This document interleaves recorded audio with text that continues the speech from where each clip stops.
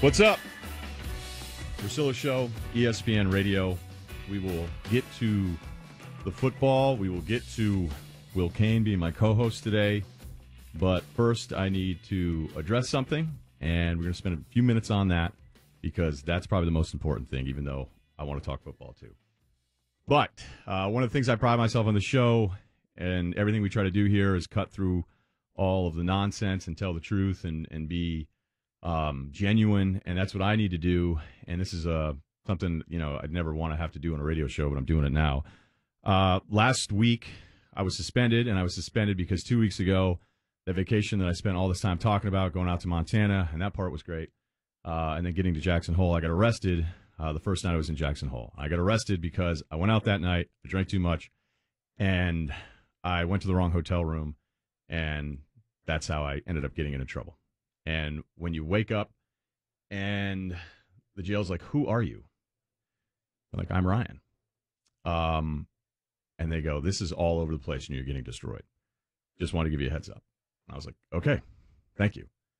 The way I felt that day and every day since has been tough, but the thing about screwing up is it can be hard when it's just you, but that's actually what's made this easy, is that it's only my fault. I have no one else to blame.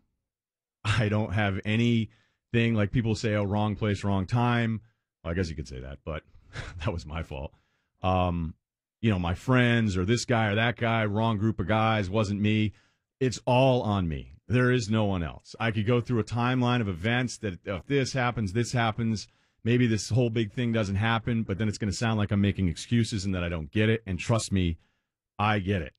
I understand that this is a big mistake because I'm a public figure and I have my name on a show and I work at a place like ESPN and a place that I'm proud to come into work every single day. So, and I'm not saying this because my bosses are listening, but I deserve the suspension.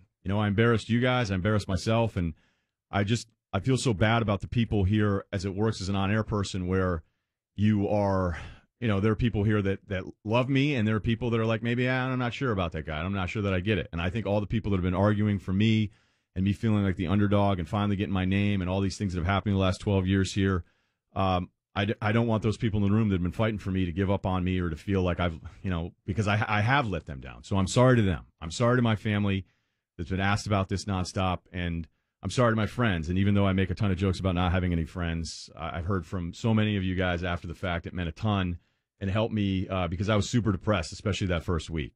When you were sitting there thinking about your actions and making this kind of mistake, and you're in a car by yourself driving through Idaho Falls and then into Montana in a rainstorm, and you're like, "I can't believe I did this. I can't believe this happened." And I'm sad, and then I'm angry, and I'm punching the steering wheel, and then you get a phone call, and you feel a little bit better.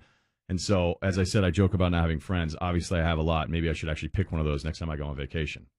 The other part of this is understanding, reminding myself that I am a public figure and that the rules are different. And if you want these jobs and you want your name to resonate and you want all the good things with it, you have to understand that you're going to pay a different price when you screw up.